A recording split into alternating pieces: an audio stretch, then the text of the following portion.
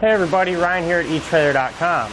Today on our 2012 GMC Sierra, we're going to be taking a look at and showing you how to install the CURT Class 3 2-inch trailer hitch receiver.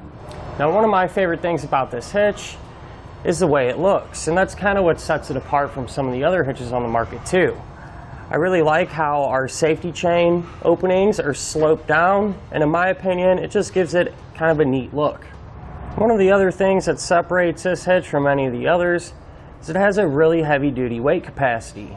The maximum gross tongue weight rating for the hitch is going to be 800 pounds. That's going to be the amount of weight pushing down on our hitch.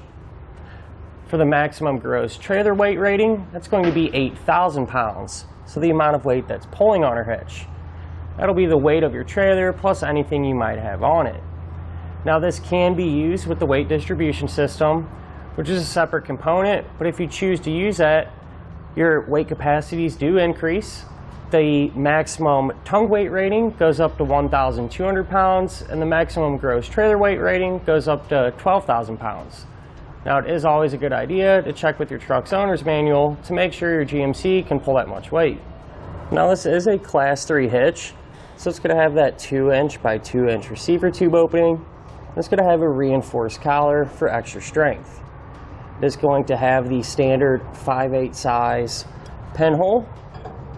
And keep in mind, it does not come with a pin and clip, but if you need one, you can pick one up here at Etrailer.com. Now, the safety chain openings are a plate style, and they are angled down, which is going to give you a ton of room to use just about any size hook that you might have. Now, many times at our connection point, you're going to get a little shake and play and rattle. Now, if you're looking to eliminate that, I'd recommend the Let's Go Arrow anti-rattle locking hitch pin. And what that does is it's going to eliminate any slop that we have in our connection point and give you that secure fit. And it's also going to have a lock on it. That way, whatever you choose to put in the receiver tube is going to stay there because it is locked. Well, the hitch is going to have a nice thick gloss black finish, and it's also going to allow us to reuse our spare tire without having to modify or have it interfere with anything.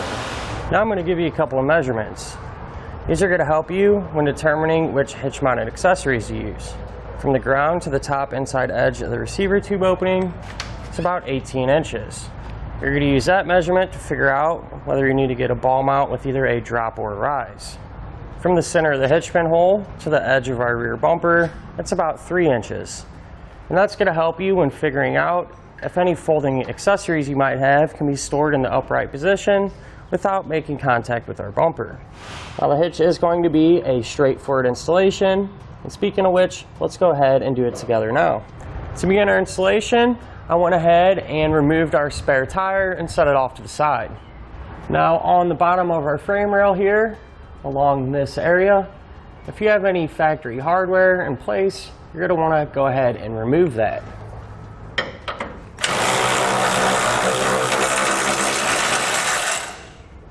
I'd just like to point out where our attachment points are going to be. It's going to hold our hitch up in place. We're going to have 3 that'll be the same on each side.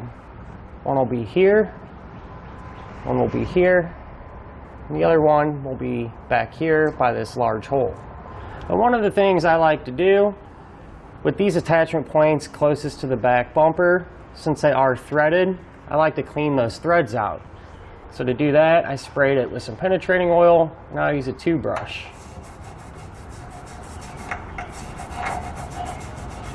Now, before we put our hitch up into place, we can get some of our hardware ready, and I can show you what hardware we're going to be using for each hole. For the large hole close to the front of the truck, we're going to grab one of our bolts and one of the big spacer blocks and slide that through like that. Now, once we have the hitch on, we're going to put one of the smaller spacer blocks on, a split lock washer, and then finally a nut. Now, the next hole is going to be a little bit different. We're going to grab our bolt with the medium size spacer block, drop that through. Once again, once our hitch is up there, we're going to follow it up with the same hardware over here. One of these smaller blocks, a split lock washer, and a nut. And for our attachment point here that's closest to the back bumper, we're just going to reuse our factory fastener. Now with an extra set of hands, we can lift our hitch into place. Line our holes up. And get one of our fasteners started. We're going to want to get one in on each side. And that way the hitch will support itself while we work on the rest of the bolts. And with all of our hardware in place and hand tight, we can snug it all down.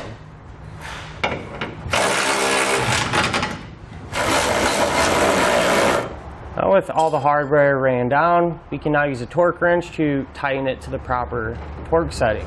Now you can find that torque spec in your instructions. Now with the hitch completely torqued down, we can go ahead and raise our spare tire back into position. And that'll do it for our look at and installation of the CURT Class 3 2-inch trailer hitch receiver on our 2012 GMC Sierra.